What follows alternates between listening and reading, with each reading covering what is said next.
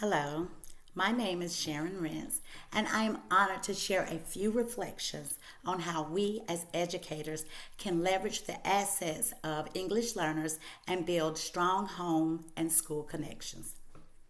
My perspective is rooted in culturally responsive teaching, supporting the needs of ELs in the classroom, and fostering family and community partnerships. Culture shapes how students view the world, interact with their peers, and engage with learning. For example, community styles, prior schooling, and family expectations can all influence how students participate. Recognizing these influences help us avoid deficit-based assumptions and instead embrace an asset-based mindset. Cultural competence is essential here. It means being aware of our own cultural lens, respecting the diverse backgrounds of students, and actively incorporating their traditions and values into instruction. For English learners, this might mean using bilingual text, inviting students to share traditions during lessons, or connecting content to culturally familiar experiences. The role of culture in student learning cannot be overstated. Students feel most successful when they see their identities represented in their classrooms. Creating an inclusive environment includes using visuals, modeling academic language, providing sentence frames, and ensuring classroom norms value all voices. This type of inclusive climate helps accelerate both language acquisition and confidence. Some strategies that I have found effective include multicultural read alouds, culturally relevant writing prompts, and classroom celebrations that honor students' backgrounds.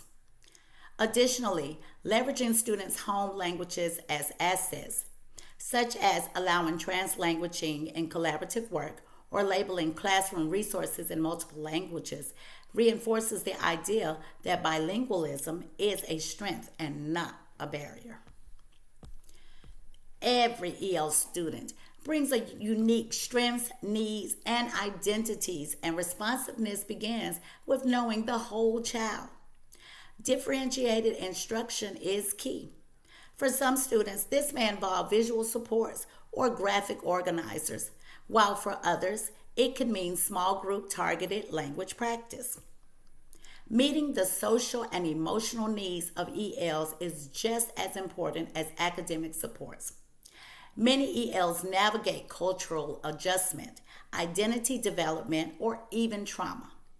Opportunities like peer mentoring, cooperative learning, and restorative circles provide safe spaces to build belonging.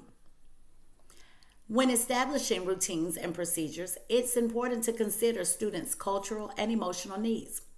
For instance, modeling expectations with visuals, rehearsing procedures, and providing consistent routines reduce anxiety and give ELs predictable structures to thrive.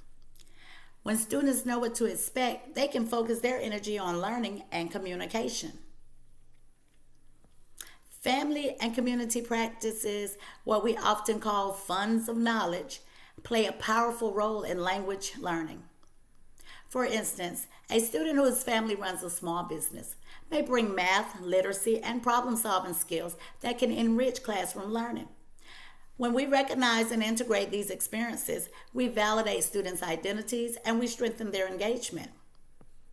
To foster strong partnerships, schools can host multilingual family nights that celebrate culture. They can provide parent workshops with interpreters to explain school processes, use two-way communication tools like translated newsletters, apps, or phone calls in families' home languages. Effective engagement means not only informing parents, but inviting them in to be a part of the learning process, asking them to share stories, cultural traditions, or expertise. Community partnerships also matter. Collaborating with cultural organizations, local libraries, or community centers extends learning beyond the classroom. These inclusive practices communicate to families that their voices and cultural knowledge are central to student success. In closing, culturally responsive teaching, student centered classroom supports, and authentic homeschool connections are not extras, they are essential to equitable education. And when we celebrate the cultural and linguistic resources that English learners bring, we shift from a deficit perspective to an asset based approach. This not only supports academic growth, but affirms the identities of our students, empowering them to thrive. Thank you for the opportunity to share my reflections and for the important work you do in supporting English learners each day.